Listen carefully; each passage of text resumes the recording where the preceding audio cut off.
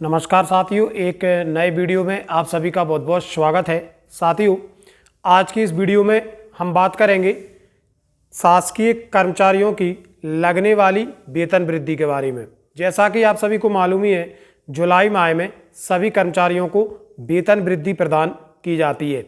ऐसे में बहुत सारे शिक्षक साथियों के मन में, कर्मचारियों के मन में ये सवाल रहता है कि आने वाले महीने में हमारी सैलरी कितनी बढ़ेगी। तो आज की इस वीडियो में मैं आपको बताऊंगा कि वेतन वृद्धि के माध्यम से आपकी सैलरी में कितनी वृद्धि होने वाली है।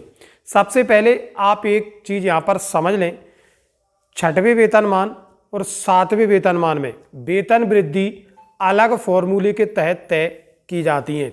जहाँ पर 6वें वेतनमान में वेतन बैंड एवं ग्रेड पे को जोड़ करके उसका 3% निकाला जाता है, जबकि 7वें वेतनमान में हमारा जो मूल वेतन होता है उसका 3% निकाला जाता है।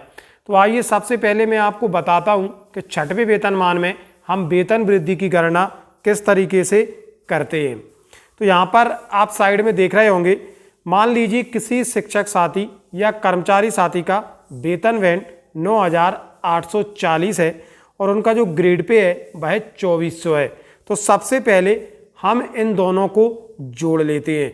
इनका जो टोटल आया है वह है 12,240।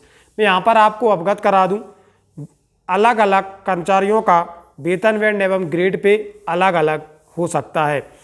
इनका वेतन आप जब अपना टोटल वेतन निकाल लें तो आप कुछ इस तरीके से जो वेतन वृद्धि है, जो हमारा टोटल वेतन था 12,240, उसका हम 3% निकालते हैं।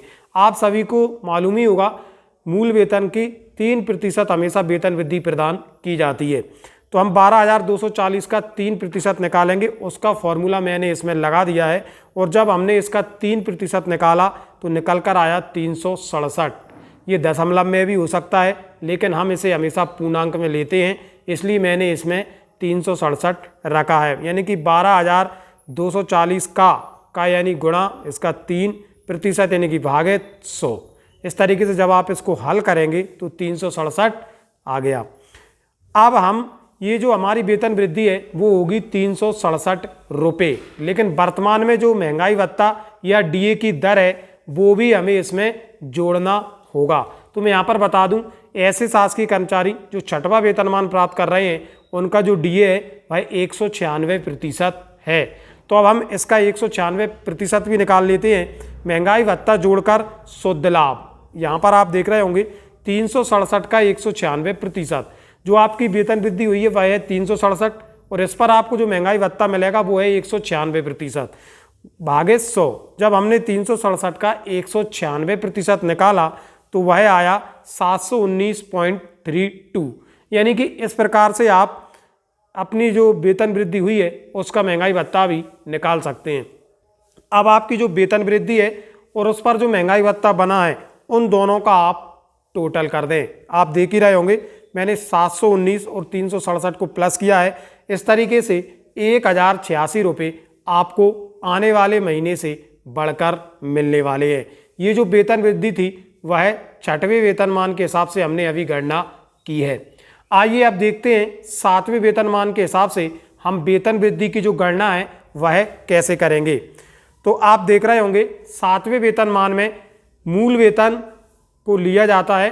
तो मैं आपको बता दूं, प्रत्येक कर्मचारी का अलग अलग मूल वेतन हो सकता है। मान लीजिए किसी शासकीय कर्मचारी का जो मूल वेतन है वह 29,400 है। तो जैसा कि हमने 6वें वेतनमान में भी टोटल करके जो टोटल हुआ था उसका 3% निकाला था, उसी तरह यहाँ भी हम जो हमारा मूल वेतन है उसका 3% निकाल लेंगे। आइए 3% निकालते हैं। तो यहाँ पर 29,400 का 3% भागे 100। तो यहाँ पर आप देखेंगे जब इसको आप सॉल्व करेंगे या हल करेंगे तो आपका 882 रुपये आएगा। तो यानी कि 29,400 मूल वेतन जिन शिक्षक साथियों का या जिन कर्मचारी साथियों का है उनकी वेतन वृद्धि 882 रुपये बनेगी। अब हम इसमें महंगाई भत्ता जोड़ देंगे, जैसा कि हमने 6वें वेतनमान में जोड़ा था। आइए इसमें हम महंगाई भत्ता भी जोड़ लेते हैं। आप सभी को मालूम ही होगा 7वें वेतनमान में जो महंगाई भत्ता है वह 31% मिल रहा है। यानी कि ऐसे शासकीय कर्मचारी जिनका महंगाई भत्ता जो 7वें वेतनमान से वेतन प्राप्त कर रहे हैं उनका महंगाई भत्ता 31% है। तो यहाँ पर महंगाई भत्ता जोड़कर शुद्ध लाभ, तो आपका जो वेतन वृद्धि हुई है भाई हुई है 882। अब 882 का आपको 31% निकालना है, क्योंकि वर्तमान में 7वें वेतनमान पर शासकीय कर्मचारियों को 31% महंगाई भत्ता प्राप्त हो रहा है। तो 882 का 31% भागे 100 ये किसी भी चीज़ का प्रतिशत निकालने का फॉर्मूला है। जब हम इसको सॉल्व करेंगे तो जो महंगाई भत्ता है 882 पर वो निकल कर आएगा 273 रुपये। यानी कि आपकी जो वेतन वृद्धि हुई है वह 882 रुपये हुई है और उस पर जो 31% महंगाई भत्ता है वह है 273 रुपये। अब हम हमारी जो वेतन वृद्धि है उसको और उस पर जो महंगाई भत्ता प्राप्त हुआ है उसको, उन दोनों को हम जोड़ देंगे। तो जो वेतन वृद्धि प्राप्त हुई है मुझे वह है 882 और उस पर जो महंगाई भत्ता मुझे प्राप्त हुआ है वह है 273। जब मैंने इन दोनों को जोड़ा तो टोटल हो गया 1155। तो साथियों इस तरीके से आगामी माह में आपकी जो वेतन वृद्धि है भाई 1155 रुपये बढ़कर आने वाली, यानी कि आपका जो वेतन है भाई 1155 रुपये बढ़कर आने वाला है।